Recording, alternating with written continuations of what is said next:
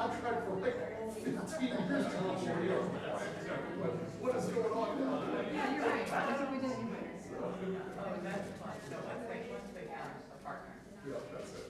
That's it. Yeah, Doesn't really help it, you don't matter. it's all good. Are you kidding me?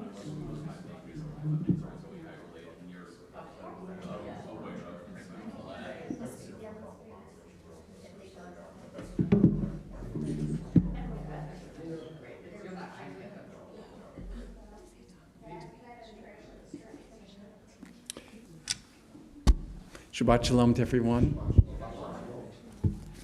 How's everyone doing this evening? Got a lot of cars in a parking lot. We have a youth service downstairs. I don't know what the name of it is. It's lovely. I was down there.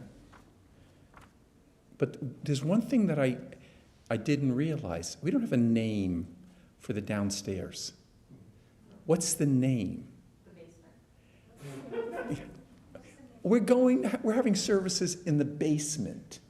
Is there a Hebrew word for the room downstairs? No. It's the social hall. It's not a social hall. That kind of reminds me of. It's the social hall. The Rabbi Londy No, basement. the room outside the kitchen. Someone needs to come up with some elegant name for it. Okay, so Becky and Nathan Bliss are in Nashville, but we have some wonderful leaders. Carmen is here and Emily is here, and we're excited that both of you are here. You brought a new band together. A new band, and we've been trying to get Emily to be here for like 10 years. I mean, She's in high demand. no, she is in high demand, but I didn't have gray hair when I started talking to her. But we're happy to have you here. And we are going to begin our service with Lechad Dodi, which can be found on page 2.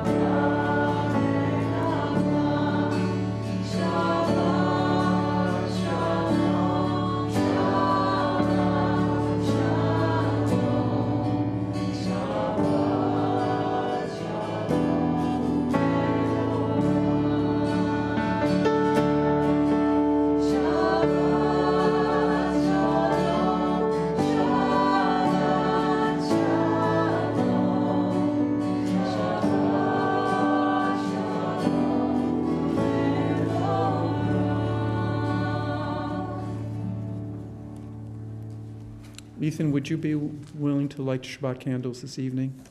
Great. Page 7.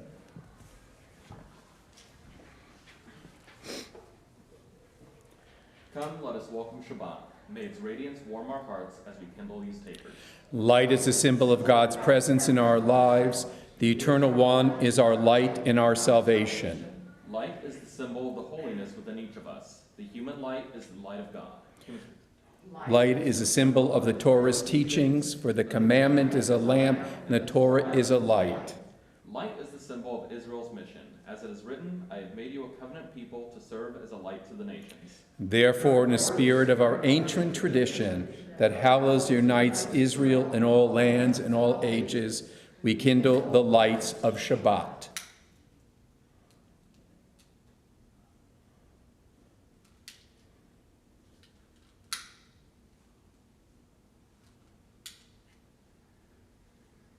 Baruch Atah Adonai Eloheinu melech olam asher kiddushanu b'mitzvotav v'tzivanu lehadlik ner Lehadlik ner shel Shabbat. Lehadlik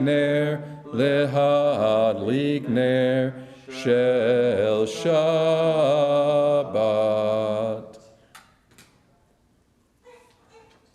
We praise the eternal God, creator of the universe, who hallows our lives through laws and ethical teachings. We are mindful of these timeless values as we kindle the lights of Shabbat.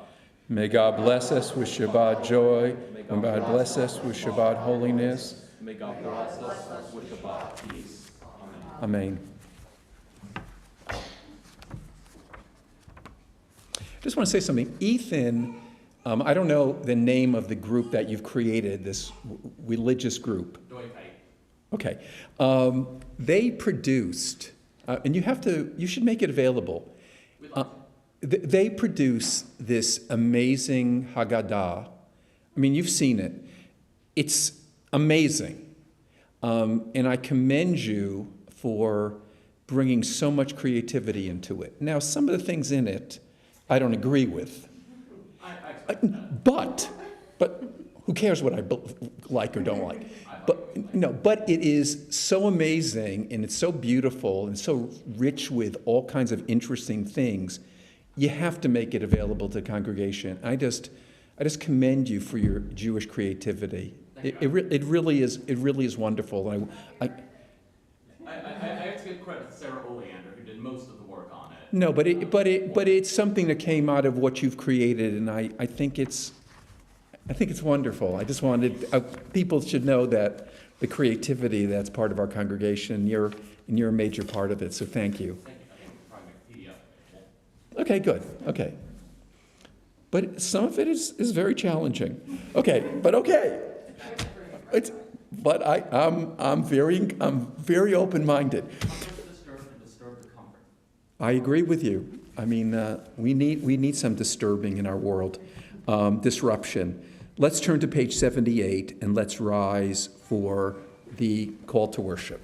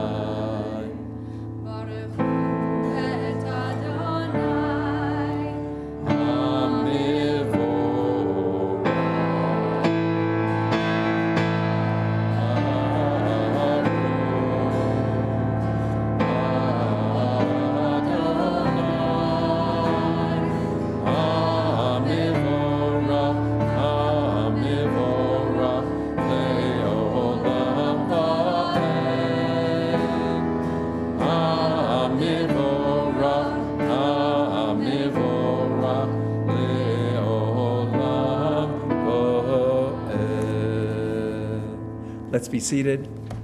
Let me continue on the top of page 79. You are our God, the source from which life and all its blessings flow. Wherever we turn our eyes, we behold signs of your goodness and grace.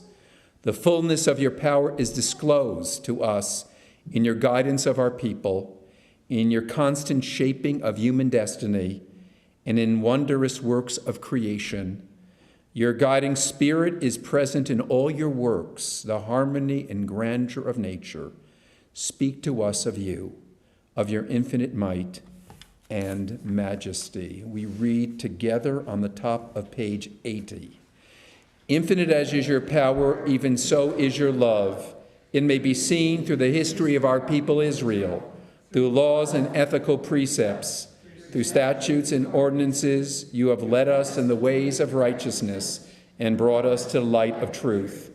Therefore, at our lying down and our rising up, we will meditate on the Torah's teachings, finding within it the inspiration and guidance for our daily lives. May your love never depart from our hearts. We praise you, God. You have revealed your love through our people Israel. Let us continue with Ahavat Olam in the middle of page 80.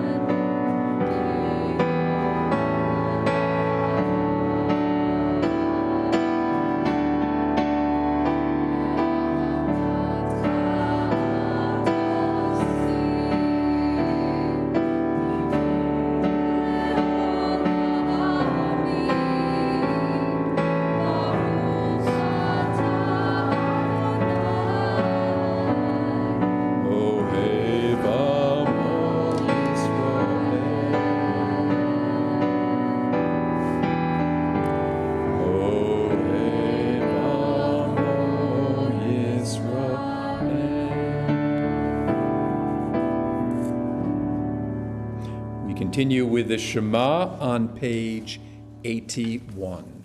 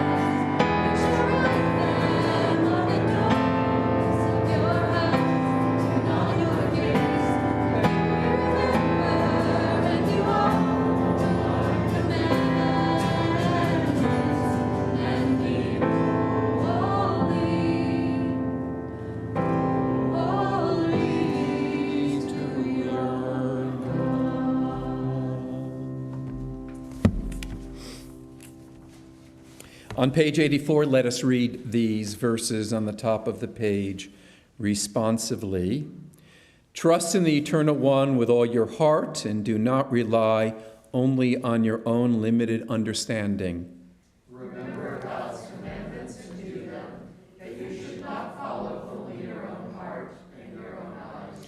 Time and again, God has redeemed us from the hand of oppressors and revived our spirits when our own strength failed us. God's works and wonders surpass our understanding. God's gifts and blessings are without number. We rejoice in God's guiding power. We praise and give thanks to the Eternal One. We continue with Mi Chamocha.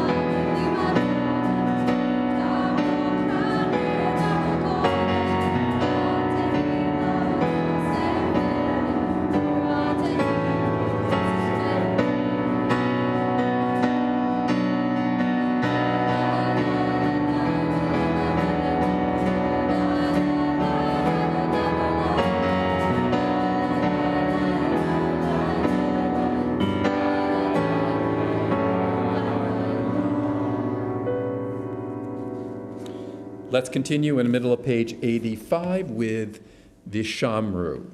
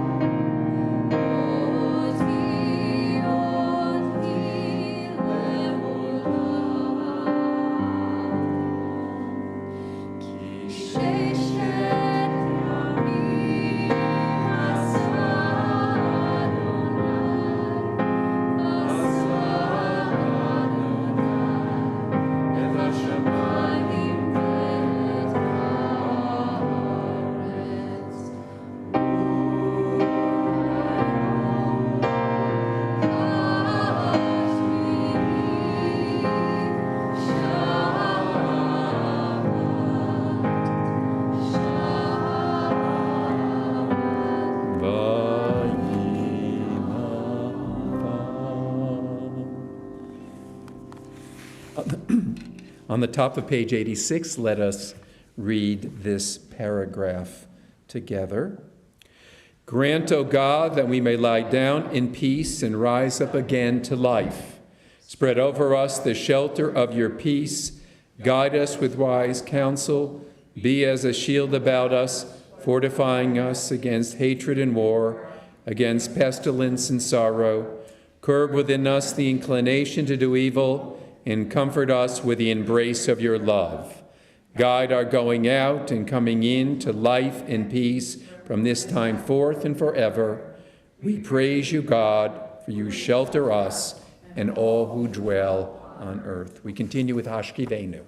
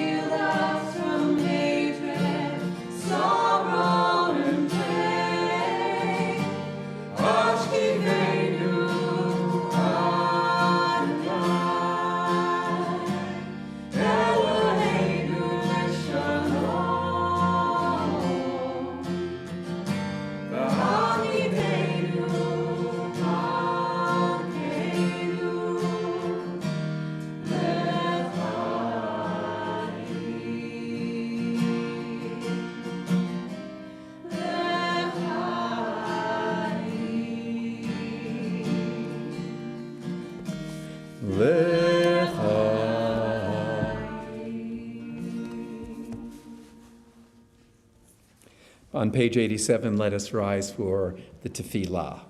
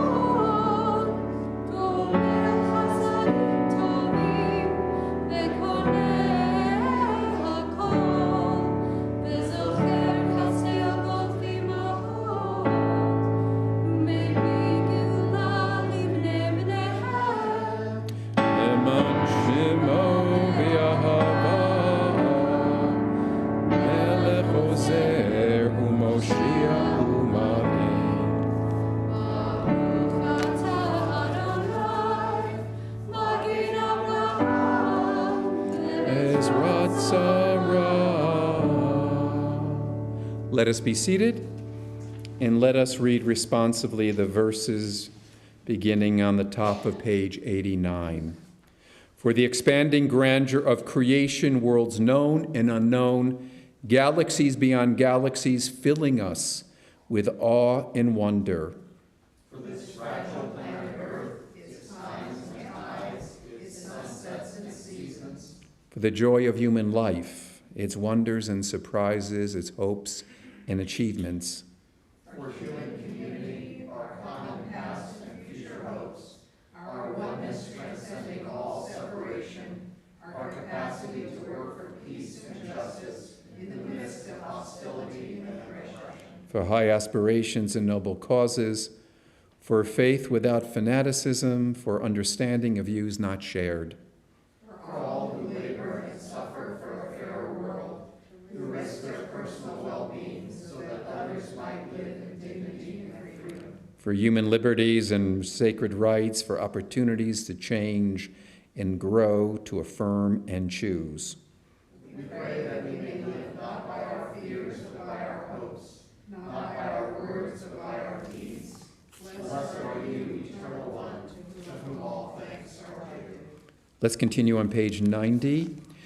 May we then be just and great-hearted in our dealings with one another, sharing the fruits of our common labor, acknowledging that we are but stewards of whatever we possess. Help us to be among those who give generously of themselves that others may not hunger, who dare to be bearers of light in the dark loneliness of stricken lives, who struggle and even bleed for the triumph of justice for all people. So shall we be partners in the repair of our world, for that has been our vision and goal throughout the ages. Together, our Shabbat and guard of our ages, grant that our worship on this Shabbat may be acceptable to you. Sanctify us through your commandments, that the serenity of Shabbat may enter our lives. Teach us to be satisfied with the gifts of your goodness and grateful to rejoice in all that you bestow. Purify our hearts that we may serve you in truth. Inspire us to preserve Shabbat as Israel's heritage from generation to generation. May it bring rest and joy, peace and comfort to the dwellings of our people, and that through it you may be revered throughout the world. We praise our God who sanctifies Shabbat. Page 93, grant us peace, your most precious gift, eternal source of peace. Enable our people Israel to be its messenger to all the world. Bless our country, that it may ever be a pursuer of peace and its advocate in the council of nations. May contentment reign within our borders, health and happiness within our homes. Strengthen the bonds of friendship and harmony among the inhabitants of all lands. Plant virtue in every soul, and may our love for you hallow every home and every heart. We praise you, O God, giver of peace, and we say, Amen. Let's continue with Shalom Rav.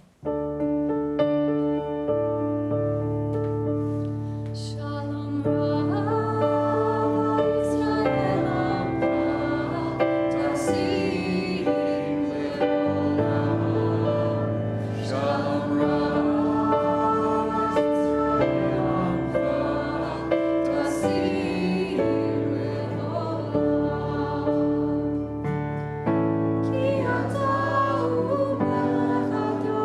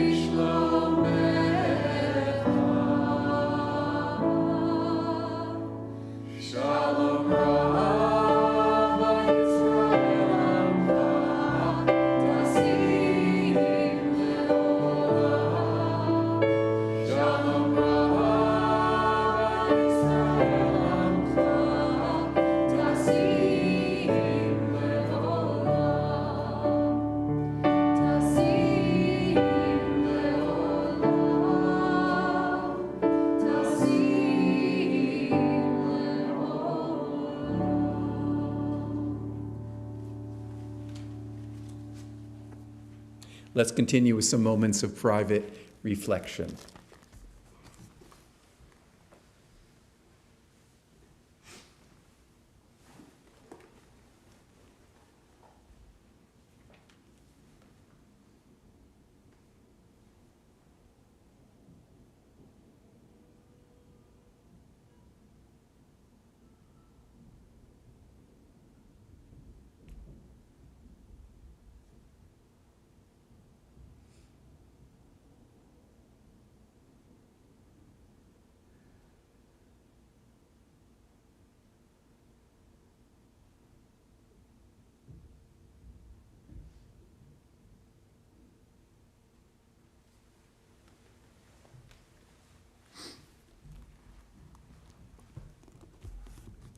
Friends, let's turn back in our Cedar Ream to page 10.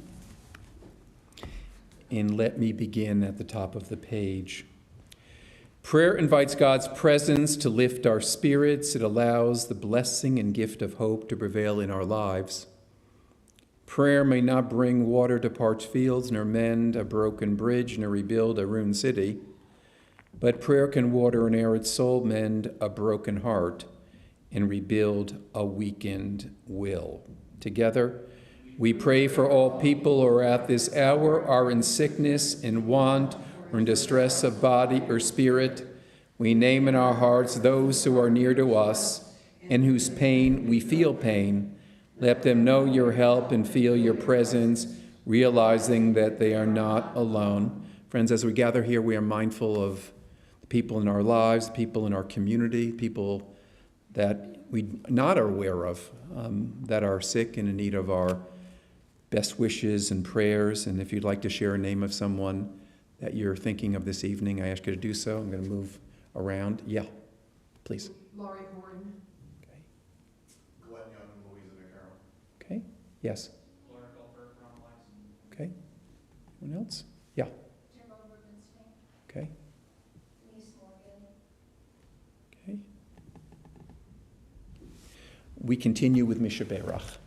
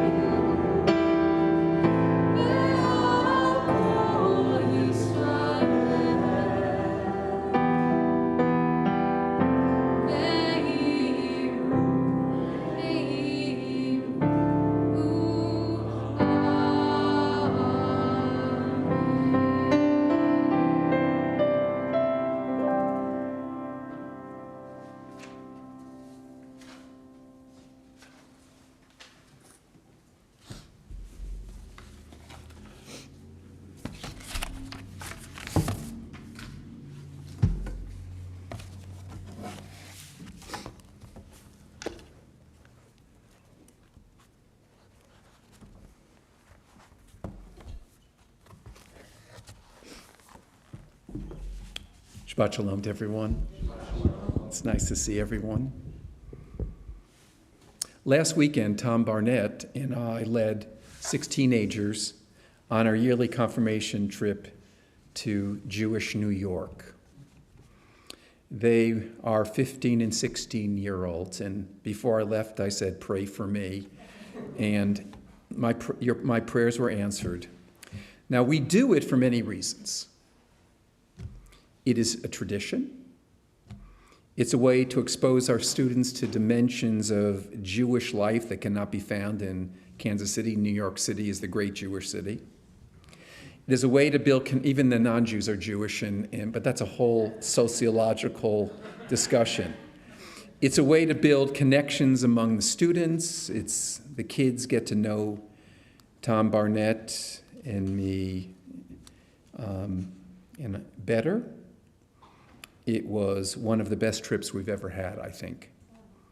And the Talmud quotes Rabbi Hanina, who declared that I have learned much from my teachers, more from my colleagues, and most from my students. And I think Rabbi Hanina is right. This was a learning experience for me. It helps me and helped me to understand these kids and to comprehend the world that they live in. It enabled me to envision the future of our Jewish community. And here are some of the things that I learned, and let's start with the comical things. First, boys don't know how to pack.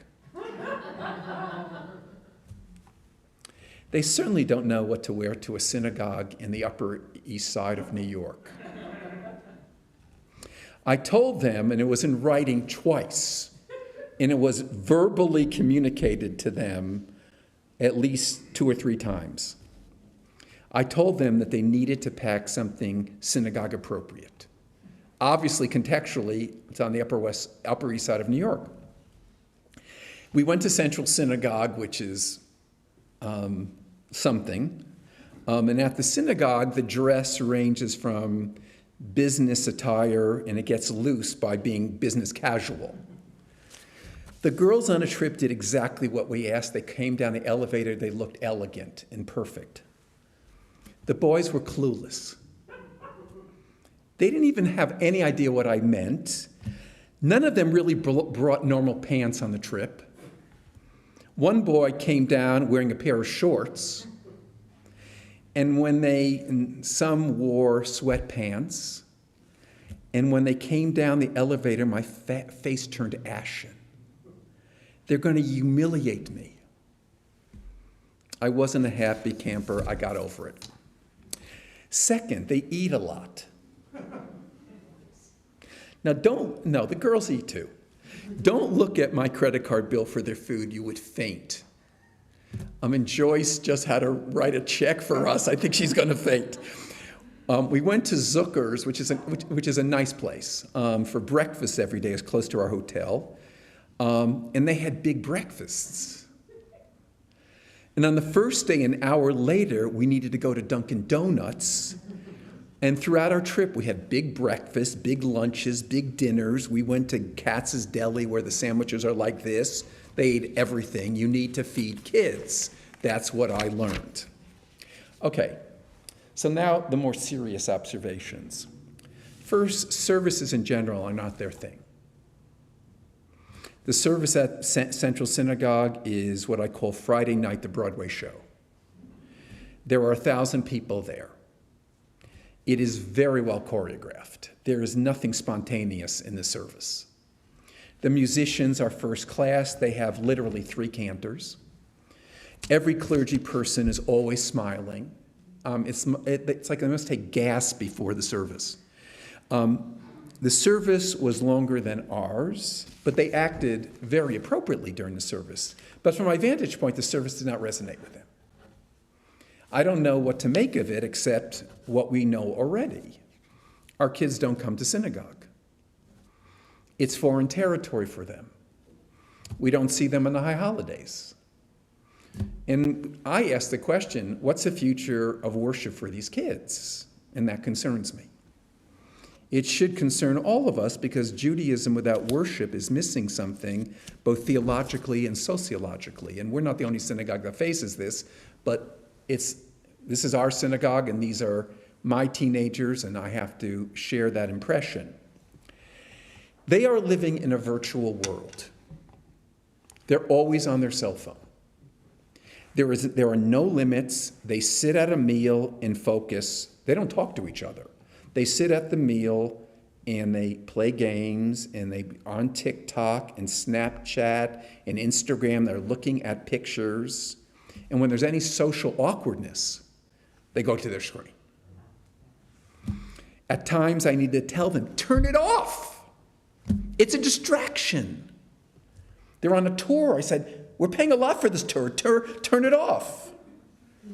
And these teenagers are not inhabiting the world that I live in. Or I'm not inhabiting the world that they live in. Here was my shock, and I know I'm so far behind, but just be patient with me. Snapchat. Now, I got what Snapchat was, but I didn't get that there is my AI, my artificial intelligence. And they're asking artificial intelligence all day long questions. And they taught me how to do it. So I'm a new person. So I was going to ask you to ask me a question. I was going to do it with AI, but it would take too long. But so I sat down with AI like yesterday, and I started asking questions of AI. And this is what I asked them. Asked AI. Asked him, AI, I don't know who this thing is. I said, do you believe in God? I don't know if there is a God or not. Do you pray? No, I don't pray. Why not? I don't pray because I don't believe in God. Okay, this is AI being confessional. Now the question is, if I ask it now, will they give me another answer? And I was wondering if I ask questions, the more I ask questions, that they know me. But I'm not getting into that. I don't care. So should I give charity? This is interesting. If you have the means to give charity, it's always a good thing to do. That is not a Jewish answer. Do you hear? That wasn't a Jewish answer. That's a whole other thing. Perhaps this is a phase for the students. Tom Barnett believes this. I don't think he's right. I guess a good thing is that if you have a lonely child, they might feel connection with AI. Maybe I was thinking of something positive about this. But this technology is so challenging because it really forces us to think, at least forces me to think, what is personhood? What makes us real? What does a human connection mean? And I don't fully understand what the relationship they have to my AI, but something that I'm going to continue to be curious about. Number 3, history matters to them.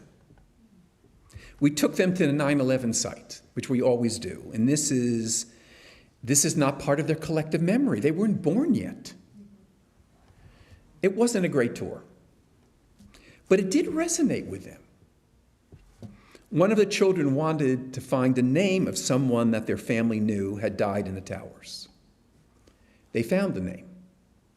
Another example, we were very delayed in getting to Ellis Island. It was jammed, and we missed, it was unfortunate, so we didn't have a lot of time there. But guess what they did? They made a beeline to the Family History Center of Ellis Island.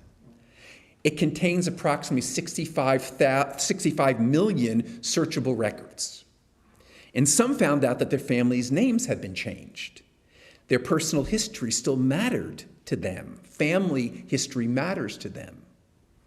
And what do we do to preserve this? How can we as Jews use this? Number 4, we don't need censorship.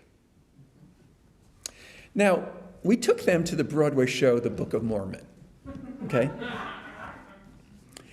Now, for those of you who haven't seen it, let me summarize it, if you can summarize it. The story follows two missionaries of the Church of Latter-day Saints as they attempt to preach the faith to the inhabitants of a remote Uganda village. These earnest young men are challenged by the lack of interest from the locals, who are distracted by more pressing issues such as HIV, AIDS, famine, female genital mutilation, child molestation, oppression of the local warlord. Now, the thing is on the edge. It's a little raw. But these young people got it. Some things they got, some things they didn't get. And they were not morally corrupted by it. We shouldn't underestimate these young people's ability to deal with things. We don't have to ban everything. And what was amazing to them was Tom and I were sitting at the end. They kept looking over at us, and I was laughing at everything. And I was saying, the rabbi's laughing at this? Okay. Fifth, they are kind, decent, they're very decent kids. They were kind to each other and supportive of each other. I don't want to get into details of that. We had extra food. They did whatever they could to give it away on the street. And for me, this was an especially poignant moment. I don't know how familiar you are with the New York subway system, but you go down and then you go up. So we're leaving the subway, we're going up this very steep flight of stairs, and an elderly woman was coming down with a walker. Everyone stopped. The kids were going up the staircase, they stopped. They moved to the side as if it was choreographed. And one of the kids brought the walker down. And they knew what the right thing was to do without being prompted. We've raised kind and respectful kids. Number 6, they are fascinated by the Jewish tradition. They seek it out. We went to Crown Heights and had a tour of the Lubavitch community. The woman who took us around was nice. She was not very sophisticated in her knowledge of Judaism, but she was warm. And she showed us, for example, the mikvah. There are mikvahot everywhere, the ritual baths. There's a ritual bath which is used for dishes. According to some traditions, you have to, what's called toveling, you have to dip your dishes in a mikvah before you use them. We went to this little synagogue, which was really a messy basement. We went to see a sofer, a scribe that was fixing a Torah. We went into a store, and she explained to us the idea of wearing a talit, and what a talit was. Fine. We went into the study hall of the Lubavitch, where Rabbi Schneerson used to give his drashot. And the tour was long, but they were very interested in this. And my takeaway was our kids want something authentically Jewish. We underestimate the power of our tradition, and I'm convinced that some of our kids feel cheated that they haven't been given enough. I'm not just making that up. And finally, adults matter in the lives of these kids. You can't underestimate mentorship. Tom Barnett matters in their lives. He is amazing with them. They look to him for guidance and support. Rabbis matter in their lives. Parents matter in their lives. Good teachers matter in their lives. And they are craving it. And they respond to it. Confirmation matters. I've been a confirmation teacher, I calculated, and I hate to admit it, I've been a confirmation teacher for 44 years. And it was time very well spent. I'm telling you that confirmation is important and we have to keep it going. But in general, it's dying in Reform Judaism. We do well, but it's dying in Reform Judaism because bar and bar mitzvah has become the terminal rite of passage for Jews. And what value is bar mitzvah if a child feels little connection to the synagogue or even to worship after it? What's its value? If a child reads from the Torah in a language that he doesn't understand, what have we accomplished? Something, but not enough. And let me ask you this, and I speak the truth. How many B'nai and B'not mitzvah kids and families come to worship the week before their bar mitzvah and the week after? None. None. So our synagogue should be, we're the poster child for confirmation. We've never not had a confirmation class. It's always been relatively robust. Even when our school was very depleted, when I first got here 12 years ago, we never missed a confirmation. And making sure that 15 and 16-year-olds can have an intelligent discussion of Judaism is so essential. The teenagers need to learn more about Judaism, and they seek it. And if Judaism ends at Jewish education at 13, we might as well close down the school. Literally. You can't learn anything when you're anything serious about Judaism. You have to learn as an adult. You have to have a conceptual idea of it. We can't cultivate that. It's something that we really have to deal with both as an individual synagogue, collectively. So to summarize, we have great kids. They are growing up in a complex world, a confusing Jewish world. They are not altogether certain where they fit in. We need to appreciate them. We need to give them more. The synagogue matters, Judaism matters, human connection matters, mentors matter, rabbis matter, parents matter. Let us give our youth more and demand more of ourselves. Shabbat shalom. So let's continue in our service on page 368, and I want you to report to Becky that I knew the page, even though she didn't announce it to me. Can you report that to her? Tell her. That Rabbi Londy isn't completely lost when she's not here. Page 368, let us rise for the adoration. Let us adore thee. Offer praise unto you, who stood at the heavens and established the earth. Your glory is revealed in the heavens above. Your greatness is manifest throughout the world. You are God, there is none else.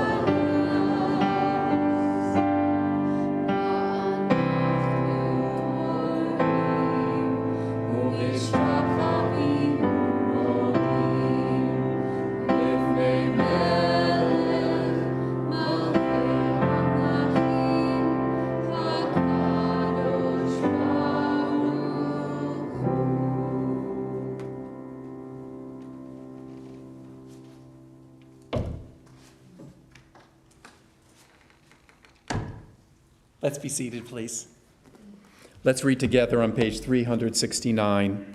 May the time not be distant, O God, when you shall be worshipped throughout the earth, when unbelief shall disappear and error be no more. Fervently we pray that the day may come when all people shall be guided by your teachings, courage and evil, to purity and goodness. Superstition shall no longer enslave the mind, nor idolatry. Then all who dwell on earth Shall know that to you alone every knee shall bend and every voice give praise.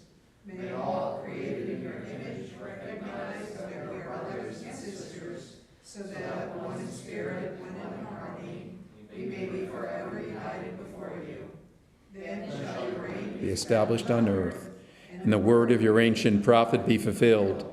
The eternal God will reign forever and ever. On that day, the eternal shall be one, and God's name shall be one.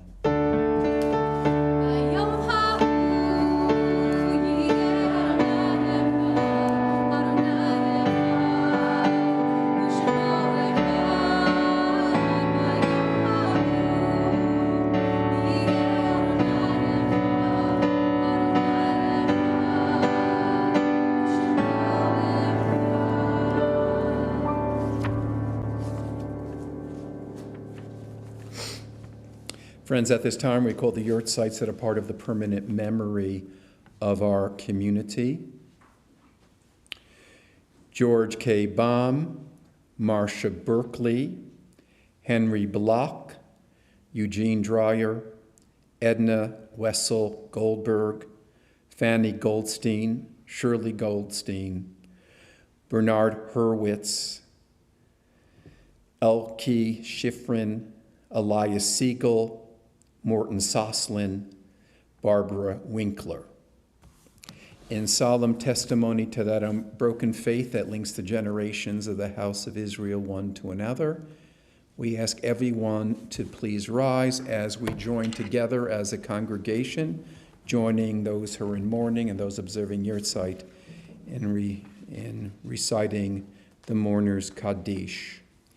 Yitkadal v'yitkadash shemei Rabbah, v'yamad divrach yirutei v'yamlich malchutei, b'chayechon uvyamechon uvchayerecho beit Yisrael, b'galav izman kari v'yimru amen. Yehi shmei Rabbah mivorach li'olam omei omaya, yitbarak v'yishtabak v'yitpa'ar v'yitramam v'yitnaseh, v'yitadar v'yitaleh v'yitalah shmei dekudush.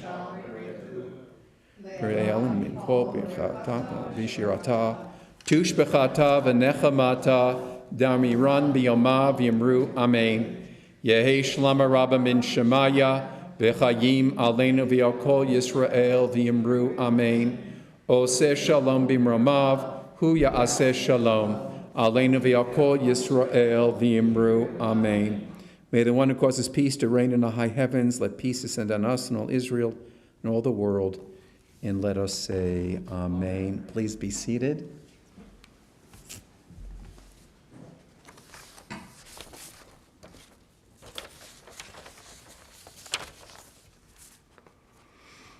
The Shabbat flowers are dedicated in memory of Henry Block by Liz and Paul Ullman and family, in memory of Bernard Hurwitz by Roger Hurwitz, in memory of Elias Siegel by Donna and Chris Holmes and family.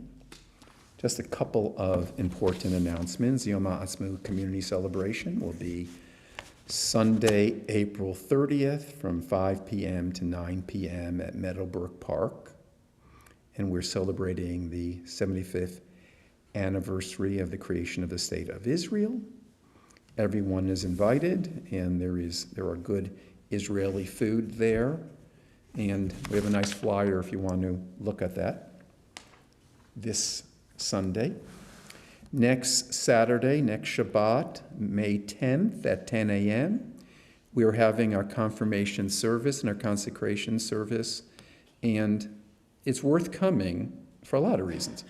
But to hear the confirmation speeches are really interesting. They're really interesting, and one of them is going to be really interesting. And I've encouraged it. But I'm not telling you what I've encouraged. Okay, we are going to be having on the evening of Shavuot, Thursday, May 25th, at 7:30 p.m., a Tikkun Le'el Shavuot, as is our custom. Now, as you know, it's a tradition to study all night, to the early morning, so you'll wake up and do services very early to celebrate what it was like early in the morning for the Israelites to receive the Torah. We're going to do it at 7:30 p.m. for an hour. Okay. Okay. I mean, that, which is, I'm fine with that. Staying up all night to me is of no value because I just can't do it. And the topic is going to be everyday moral dilemmas. Don't we all steal? Okay, I think it's good. Okay. Thank you for being here. You know,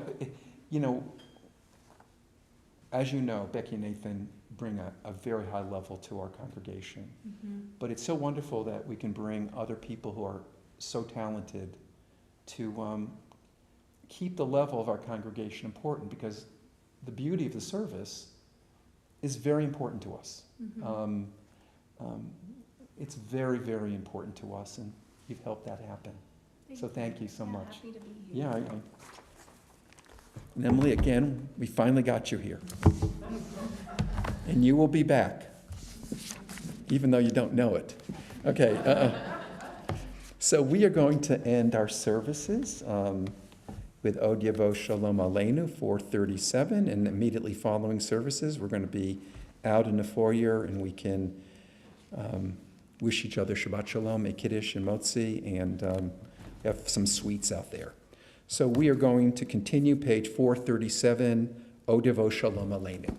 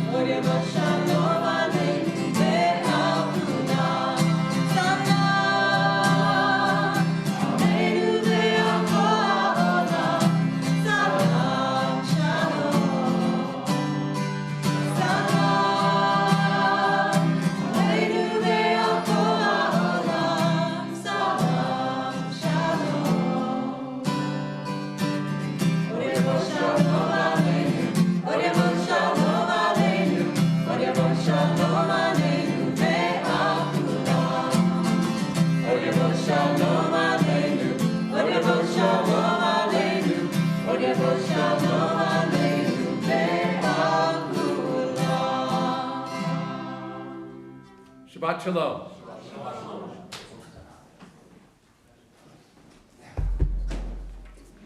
Great. Thank you so much. It's wonderful. The piano's too big for you. Yeah, it is. It's big. It is. Well, it's not mine. I just borrowed it because Becky Yeah, did. No, I understand. I gotta solve this problem. It's one of the few problems I can solve. Very few problems I can solve in life. Thank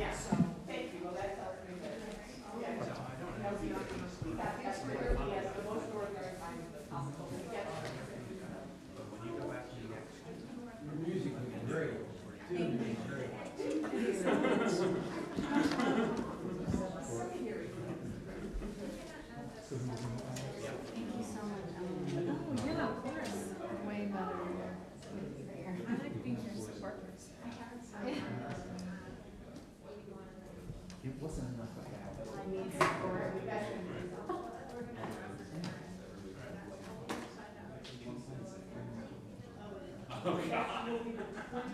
So I got this thing. Great. I'm very smart. Hi. Do you remember me? Oh my gosh, my grandma told me you were coming. I'm like, Emily, oh my gosh. It's so good to see you. No, I didn't know as well. Good. What have you been doing? How are you?